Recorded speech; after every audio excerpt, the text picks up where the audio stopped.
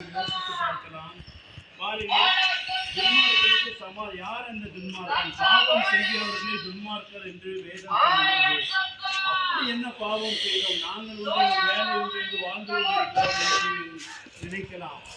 பாருங்க, மனுஷனுக்குள்ளாக இருந்து பொல்லாத சிந்தனை, விபச்சாரம், வேசித்தனம், காம விகாரம், வன்கண், பெருமை, மதிகேடு, தூஷணம், கொலைபாதகம், மார்க்க போதகங்கள், வெள்ளி சூனியங்கள், பெருமை, பகைகள், விரோதங்கள், இது எல்லாமே பாவம் என்று பரிசுத்த வேதம் சொல்லுது. அருமையான சகோதரனே, சகோதரியே, ஏதாவது ஒரு காரியம் நமக்குள்ளாக இருந்தோதனா நமக்கு நிரந்தரமான சமாதானமும் நிரந்தரமான சந்தோஷமும் கிடைக்காது. பரிசுத்த வேதம் சொல்லுது, பாவத்தின் சம்பளம் மரணம் என்று வேதம் சொல்லுகிறது. பாருங்க, இந்த மரணத்திலிருந்து விடுபட வேண்டும் என்றால் எல்லா மதமும் ஏற்றுக்கொள்ளப்பட்டது.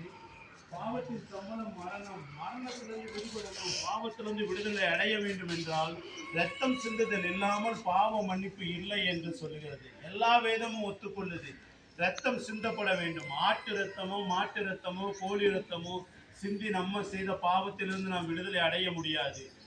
பரிசுத்தமான இரத்தம் இந்த பூமியில் சிந்தப்பட வேண்டும்.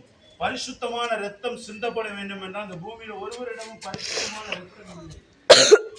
ஒரே காரணத்திற்காக இந்த உலகத்தை உண்டாக்கின அந்த உன்னத கடவுள் இந்த பூமியில மனுஷனாக அவதரித்து 33 வருடங்கள் மனிதனாக வாழ்ந்து கல்வாரி சிலுவையில நீங்கள் செய்த பாவங்களுக்காக, நாங்கள் செய்த பாவங்களுக்காக கல்வாரி சிலுவையில் அடிக்கப்பட்டு, நாம் கைகளினால் செய்த பாவங்களுக்காக அவர் கைகளில் ஆணிகள் அடிக்கப்பட்டது.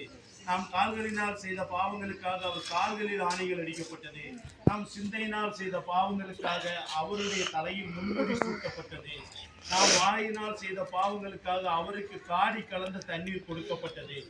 அருமையான சகோதரனே, அருமையான